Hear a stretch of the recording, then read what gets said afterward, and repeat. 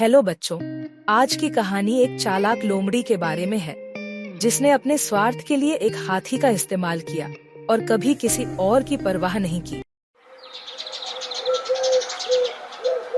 एक सुंदर सा जंगल था जो हर तरफ हरी भरी पेड़ों से घिरा हुआ था। जंगल में बड़े बड़े वृक्ष अपनी घनी छाया हरे थरे थे और ये जंगल एक शांत और सुखद दुनिया का हिस्सा लगता था।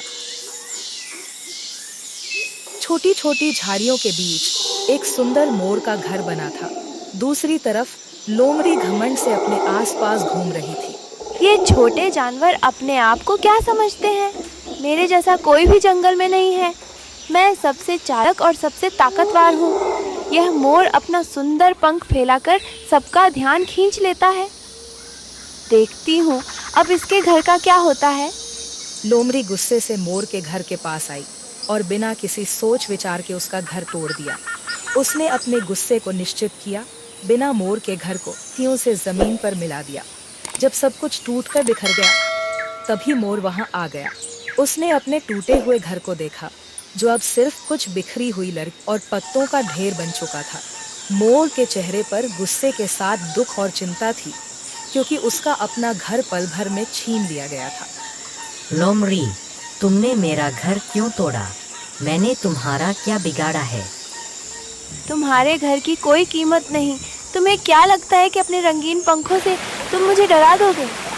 अगर ज्यादा बोलोगे तो मैं तुम्हें अपना शिकार बना लूंगी। तुमने गलती की है लोमड़ी। मैं शेर राजा के पास जाऊंगा।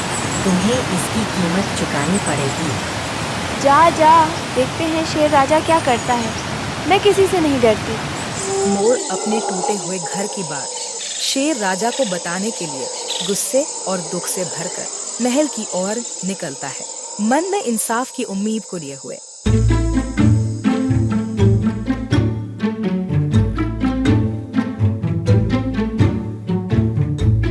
महाराज, लोमड़ी ने मेरा घर तोड़ दिया। मैंने उसे रोका, लेकिन उसने धमकी दी कि वो मुझे अपना शिकार बना लेगी। आपको कुछ करना होगा। लोमड़ी ने फिर से जंगल में अशांति फैलाई है। उसे ये सब नहीं करने दिया जा सकता। जाकर उसे बुलाओ।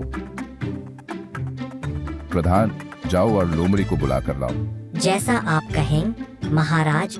कौवा तुरंत लोमड़ी को बुलाने के लिए निकलता है। थोड़ी देर बाद वो लोमड़ी के पास पहुंचता है। लोमड़ी, तुम्हें महाराज ने बुलाया है। मुझे? क्यों? मैंने क्या किया है? मुझे ये सब नहीं पता। बस इतना ही कहा गया है कि तुम्हें तुरंत बुलाया गया है। ठीक है, चलो। कौवा और लोमड़ी राजा की तरफ चल पड़ते हैं।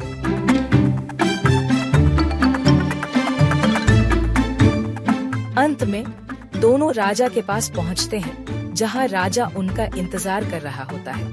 लोमड़ी, तुम हमेशा जंगल के छोटे जानवरों को परेशान करती रहती हो। तुम्हारा ये व्यवहार अब और बर्दाश्त नहीं किया जाएगा। मैं तुम्हें आखिरी बार चेतावनी दे रहा हूँ, सुधर जाओ, नहीं तो तुम्हें जंगल से निकाल दिया जाएगा। महाराज, मुझे माफ कर दीजिए। मैं अगली बार अपने व्यवहार का ध्यान रखूंगी। लोमड़ी वहां से चली जाती है, अपने मन में नए इरादे और समस्याओं का सामना करने की तैयारी के साथ। शेर ने मुझे धमकाने की हिम्मत कैसे की? मैं भी इसका जवाब दूंगी। मैं शेर को उसकी जगह से हटाकर ही रहूंगी। लोमड़ी सोचती है कि कैसे शेर सम्राट से बदला लिया जाए